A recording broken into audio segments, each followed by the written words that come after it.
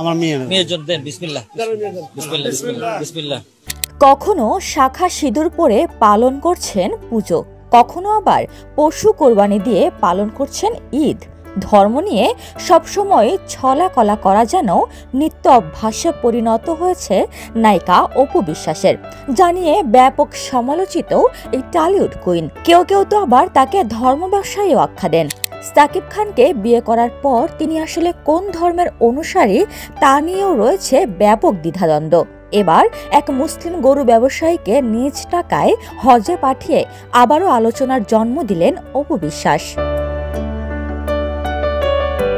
রাজধানীর উত্তরার দিয়াবাড়ি কোরবানির হাটে গরু বিক্রি করে জাল নোটে প্রতারিত হয়েছিলেন বৃদ্ধ রইসুদ্দিন। সে সময় তার কান্না ভেজা মুহূর্ত কাঁদিয়েছিল গোটা দেশকে। রইসুদ্দিনের সেই কান্না দেখে তাকে সাহায্যের ঘোষণা দেন চিত্রনায়িকা অপু বিশ্বাস। এছাড়াও সেই গরু বিক্রেতাকে নিজ খরচে সৌদি আরব পাঠান পবিত্র উমরাহ পালন করতে। রইসুদ্দিন উমরাহ পালন শেষে দেশে ফিরলে গত মঙ্গলবার তার সঙ্গে দেখা করতে নাটোরে যান অপু বিশ্বাস। এ সময় রইসুদ্দিনকে বাবা ডেকে তার বাড়িতে দীর্ঘক্ষণ আড্ডা দেন অপু। আর বৃদ্ধ রইসও চিত্রনায়িকাকে মেয়ে ডেকে সৌদি আরব থেকে নিয়ে আসা আরবের খেজুর, জমজমের পানি, জায়নামাজ ও একটি তসবিহ উপহার দেন তাকে। দুটি ভিন্ন ধর্মের মানুষের আত্মার এমন পবিত্র মেলবন্ধনে আবেগে আপ্লুত হয়ে পড়েন উপস্থিত সবাই।